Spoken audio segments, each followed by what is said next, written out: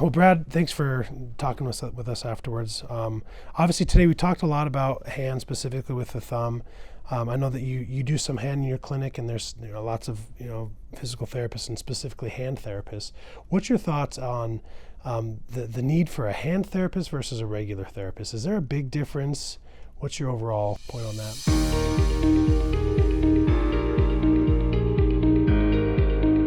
Yeah, I mean, I was talking to someone about this yesterday, but having a certified hand therapist, it's like getting another doctorate on top of a doctorate. There's just so much complexity to the hand, and I'm not one of those. I don't have that additional specialty. I'll treat the wrist and some grip strength things, but one of the biggest things is when there are these complexities, you need someone that's really certified in that area, because the hand becomes very complex. Mm-hmm. So during that discussion today, you brought up a very good point, which is a lot of times, as we talked about osteoarthritis of the thumb and this basal arthritis, as we call it, or CMC arthritis, therapy can be treated. It can be used as a modality to really treat these well. As you've seen these come into your clinic, my point of asking about hand therapies is that you can do a lot, and you've done a lot of hand, and I think that hand therapists are good, but physical therapists do a lot for patients. And so that was going to be my question for you, is when a patient comes in with basilar thumb arthritis, how would you manage that from a therapy standpoint? One of the biggest things that we look at is grip strength. So there's a correlation between grip strength and mortality, but also with pain, specifically in that joint. So we'll work on mobilizing the joint. So we'll do a lot of joint mobilizations, which the idea with that is that we're getting more blood flow to the area, more nutrients, more synovial fluid, which kind of lubricates the joint in a sense. And then we work on a ton of grip strengthening within toleration. So we'll measure their grip strength early on and see where they're at and kind of create like a baseline. And then we'll work on progressively adding more and more load as they're able to tolerate it in pain-free ranges. Mm-hmm. That's kind of the big aspect of what we do. One of the things that we had discussed is that really when patients come in, the biggest question that we ask is, how does this affect your activities of daily living? And with thumb arthritis, as you're dealing with trying to get them some therapy, what functional activities of daily living kind of modalities do you work on to help patients that you think are beneficial for patients that may be watching or patients that are trying to find some ways that they can treat this on their own without having to see a surgeon or having to see anybody else? I love the example that you showed in here where you taped one of the participants' thumbs and had him open a bottle. I mean, grip strength, like opening jars, being able to pinch things, so carrying groceries. So we'll have people carry kettlebells and progressively add more load. We'll look at how they can dress. That's more in the hand therapy world. Like, how are you actually dressing? Are you able to button your buttons? Are you able to button your pants and pull them up? Are you able to have enough pincer strength to be able to actually grip your pants to pull them up to where you need them? Even like putting on a seatbelt. Just those things that we don't think about on a regular basis. It really affects your ability to do just life in general. And you mentioned that you focused on grip strength as kind of a correlation with mortality. And I think that's kind of the biggest thing is grip strength has been shown to be kind of connected with frailty. And focusing on those ADLs, if these patients can't open up their pill bottles or open up a water bottle in order to drink, right, you can definitely see how that affects them. One of the things I talked about at the end is as we're fixing these, is there's a question of, do we mobilize these as we do what we call a suspension arthroplasty, where we remove that bone and suspend it with an anchor and suture so that you don't have that grinding of those two bones together. Afterwards, there's been some history of where we immobilize these for potentially upwards of 6 weeks. Now, the new data suggests that we shouldn't be doing that.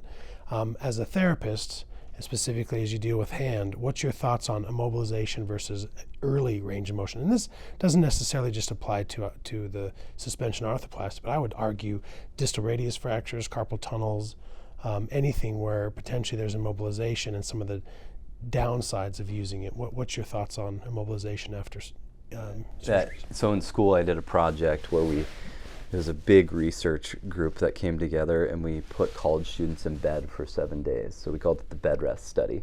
And we wanted to measure their intramuscular fat and their strength post the 7 days, and all they could do is stand up, go to a bedside commode, and come back to bed, so they couldn't take any steps.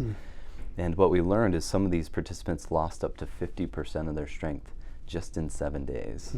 You know, and that was the high. Obviously, there's some highs and lows there, but if you can lose 50% of your strength in 7 days as a healthy college student, imagine what happens as we age. You know, your protein synthesis goes down, your ability to actually utilize protein and build strength, it's going to drastically decrease. So if you're losing a ton of strength within that 6 weeks, how long is it going to take to get back, right? And it's just one of those things that we worry about, but at the same time we got to protect the joint. You know, we have to be very thoughtful about how we load that joint and how we progress it. And it's definitely a balance, and it's tricky to kind of figure out, because you want to mobilize it too long, you're going to lose a lot of strength. You want to not mobilize it enough, you're going to not protect the joint. So it's definitely a balance. We have to listen to the patient's body to know when to add more and when to take off a little bit. One of the talks that you gave at Round, which was one of my favorites, by the way, I really enjoyed it, where you talked about barriers of communication and kind of that silo mentality. As you as a therapist deal with lots of surgeons and their different opinions on how they manage it. And that was the point of that study I had shown, is that this was a systematic review of lots of studies that had shown benefits of mobilization 2 weeks, 4 weeks, 6 weeks, or even longer. So there's lots of different thoughts as to how long we should immobilize.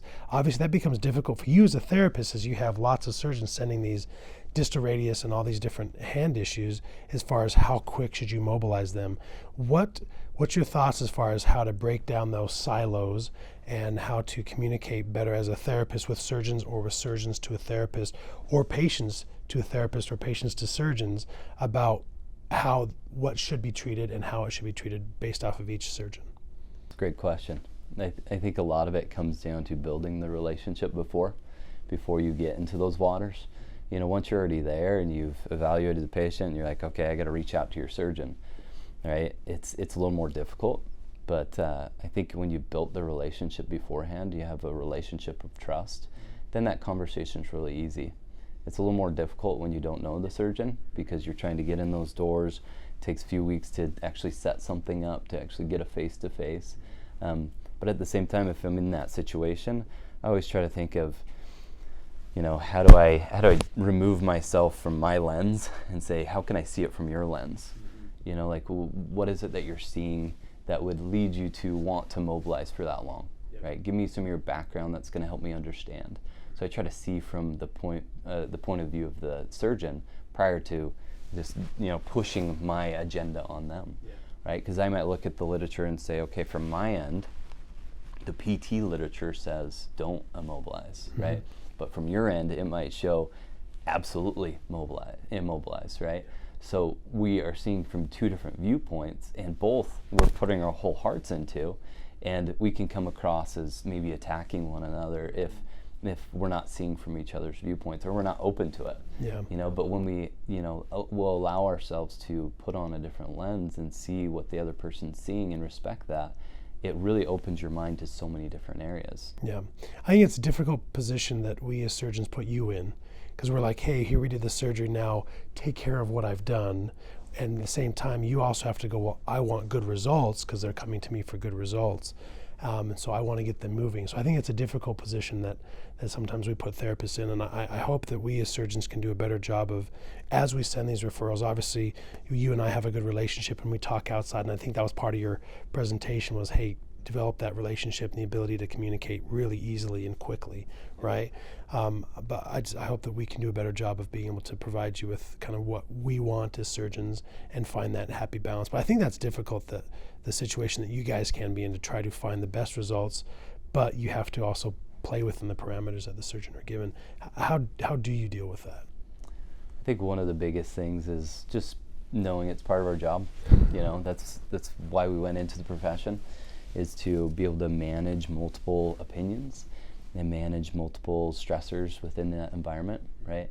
And making sure we're on the same page, you know, with the patients and with the surgeon and with our physician assistants. Like, are we all speaking that same language? You know, are we giving different ideas to where patients' progress should be? And it is hard sometimes, right? I think I just sent you a text this last week about, you know, you and Morgan on the same text. Like, are we all on the same page with this patient? We communicating the same thing? It's a complex case, and when you know, speaking the same language is really helpful for them. Yeah. And it can be damaging if we're not. You know, they can get really frustrated, and patient cares. It's not all clean and simple, you know, because you have multiple people in those cases, and sometimes they get really complex, but just maintaining patience along the way, and lightheartedness too.